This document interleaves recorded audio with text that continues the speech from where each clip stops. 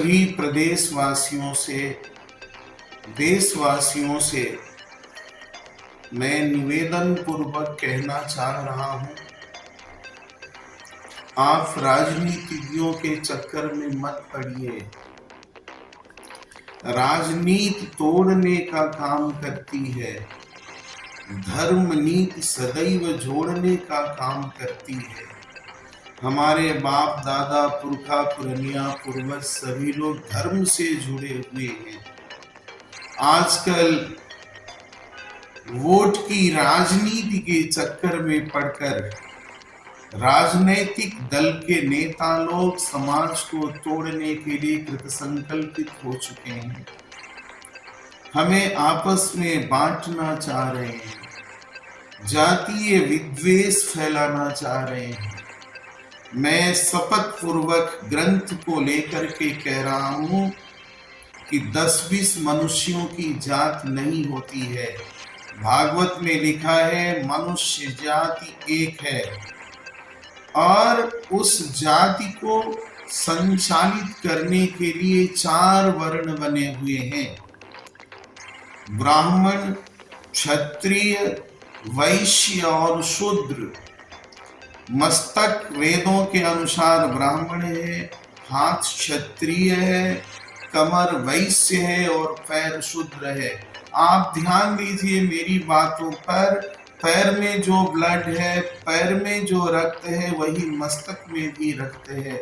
जो कार्य पैर कर सकता है वह मस्तक नहीं कर सकता, जो कार्य मस्तक कर सकता है वह पैर नहीं कर सकता है। ये शरीर के अविभाज्य अंग हैं।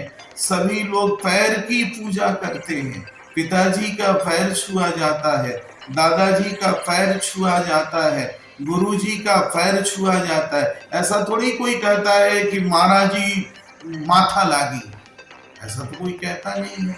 सभी लोग पांव लागी, गोड़ लागी ऐसा बोलते हैं। तो इसमें ना कोई छोटा है ना कोई बड़ा है। एक समाज में जीवन जीने के लिए भगवान ने 4 वर्णों की स्थापना की है, लेकिन राजनीतिक नेता लोग इसे तोड़ मड़ोड़ करके देश को विखंडित करने के लिए सनातन धर्मावलंबी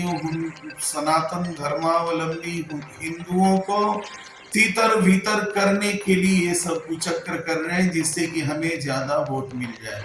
मैं किसी एक पार्टी का दोष नहीं दे रहा हूं, मैं सभी राजनीतिक दलों की बात कर रहा हूं।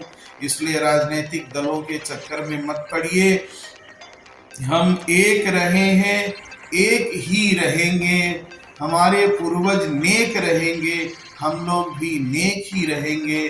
आपस में मिल करके रहेंगे, आपस में मिल करके चलेंगे, आपस में मिल करके राष्ट्र के अभ्युदय का कार्य करेंगे।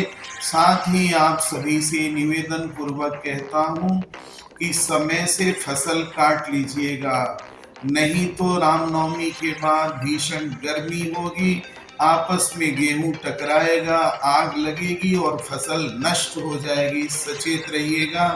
दूसरी बात ये कह रहा हूं कि वायरस शरद गर्म की वजह से फैल रहा है, इसके लिए सचेत रहिएगा, सचेष्ट रहिएगा।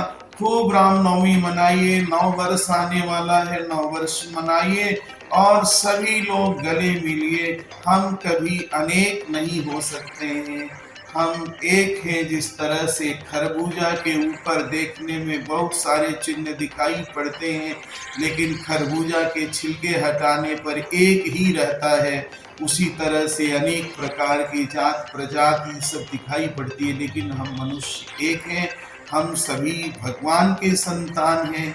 सभी के माता पिता, हमारे आपके सभी के माता पिता भगवान हैं। इसलिए हम सभी लोग भाई भाई हैं। सभी का मंगल हो, सभी का कल्याण हो। जय श्रीमन नारायण।